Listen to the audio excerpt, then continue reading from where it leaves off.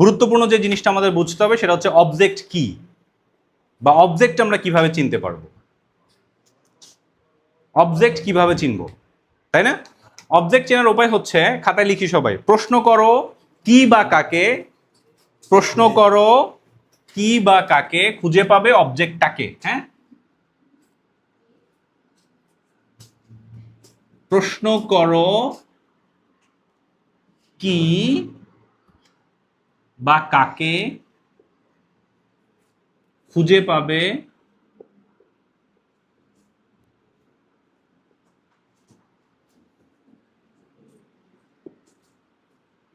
অবজেক্টটাকে।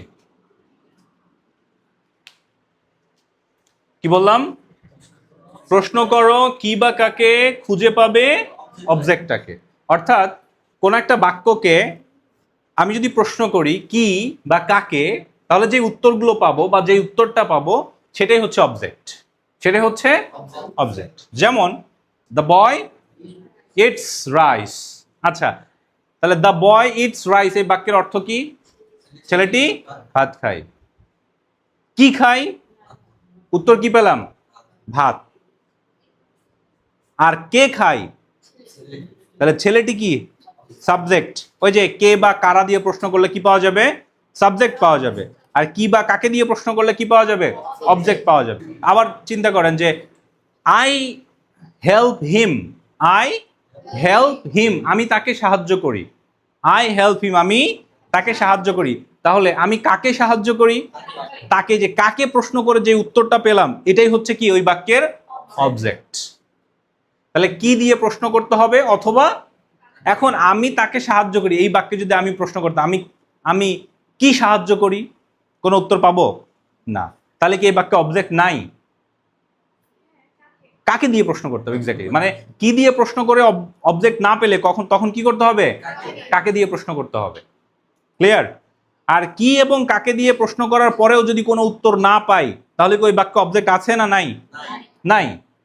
আচ্ছা বলেন তো, তাহলে তারা স্কুলে যায়, তারা এই বাক্যের অবজেক্ট স্কুল, তাই না? না, এই বাক্যে অবজেক্ট নাই। কেন অবজেক্ট নাই? কারণ স্যার অবজেক্ট পেতে হলে আমাকে দুইটা প্রশ্ন করতে হবে, হয় কি নাইলে কাকে, অথবা দুইটা দিয়েই প্রশ্ন করে দুইটা উত্তরই পাওয়া যেতে পারে, মানে অবজেক্ট একাধিক থাকতে পারে একটা বাক্যে। হ্যাঁ, কিন্তু এই বাক্যে তারা স্কুলে যায়, তারা কি যায়? তারা কোথায় যায়? এখন উত্তর পাচ্ছি, তারা কোথায় যায়? স্কুলে যায়। কিন্তু কোথায় এর উত্তর কি অবজেক্ট হবে? কার উত্তর অবজেক্ট হবে? কি বা কাকের উত্তর অবজেক্ট হবে। সুতরাং তারা কোথায় যায় এই বাক্যে কোনো অবজেক্ট নাই, কারণ কোথায় যায়? স্কুলে যায়। কোথায় এর উত্তর অবজেক্ট হতে পারে না, অবজেক্ট হতে হবে কি এর উত্তর বা কাকে এর উত্তর। আর সাবজেক্ট হবে কি? কে এর উত্তর বা কারা এর উত্তর। অর্থাৎ হু দিয়ে প্রশ্ন করলে সাবজেক্ট পাওয়া যাবে, আর অবজেক্ট পেতে হলে হোয়াট বা হুম দিয়ে প্রশ্ন করতে হবে। হোয়াট বা হুম, হুম মানে হচ্ছে কাকে, ঠিক আছে? হুম মানে কি? কাকে। তাহলে হোয়াট বা হুম দিয়ে প্রশ্ন করলে কাকে পাওয়া যাবে? অবজেক্ট পাওয়া যাবে, অবজেক্ট। হোয়াট বা হুম দিয়ে প্রশ্ন করলে অবজেক্ট পাওয়া যাবে। তাহলে সাবজেক্ট কিভাবে চিনতে হবে এবং অবজেক্ট কিভাবে চিনতে হবে এটা নিয়ে আর ঝামেলা আছে?